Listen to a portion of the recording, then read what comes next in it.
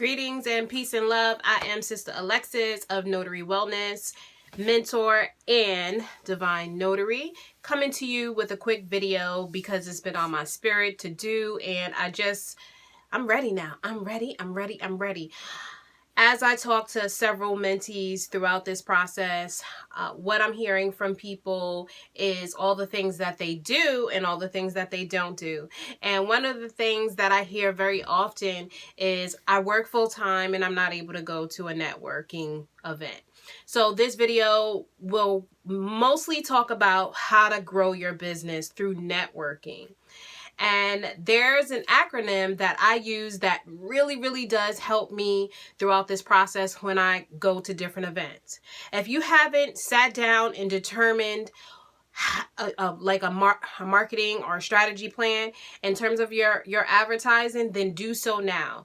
I always say, you plan to get your hair done, you plan to pick your children up, you plan for the doctor's appointment, you plan for the dentist. Why not plan and sit down for your business? Makes sense, right? To me, it seems pretty logical. It's no different. If it's something that you really truly desire, you have to make time for it. You have to keep putting your business out there. No one is going to know about you if you're not advertising and if you're not talking about your business. Love your business so much that you tell everyone. You don't want to be annoying or a nuisance to anyone, but you want to get the message across. So the acronym that I use when I'm out and about at networking meetings is WHEN, W-H-E-N, WHEN. Now the W stands for work, right? Work. What kind of work you're into, what kind of work you would like to get into, and pretty much anything that surrounds your work. The H would be hobby. What can you talk about and just geek out with someone new? What? Is there a common denominator amongst you two that would bring you together? Do you both like tarot cards? Do you both like essential oils? Do you both like anime? Do you both like physical activity, boxing, dancing, reading, swimming, surfing, whatever it is? Find a hobby that is mutual between someone that you've just met and geek out. The E is education. What can you learn from someone? What can they teach you? What you can teach them or their team or a company that they're working with? What education do you have? What do you have to offer? Now, E and N kind of go together, but once you figured out what you have to offer or what you want to learn, then you network. You network. You figure out how you can help that person and how that person could possibly help you. I never really understood why people say, don't expect to give and not receive, and it's not a give and take. And it's just like, yes, it is. Just like, you have a demand for something, you supply it to your consumer, then the demand creates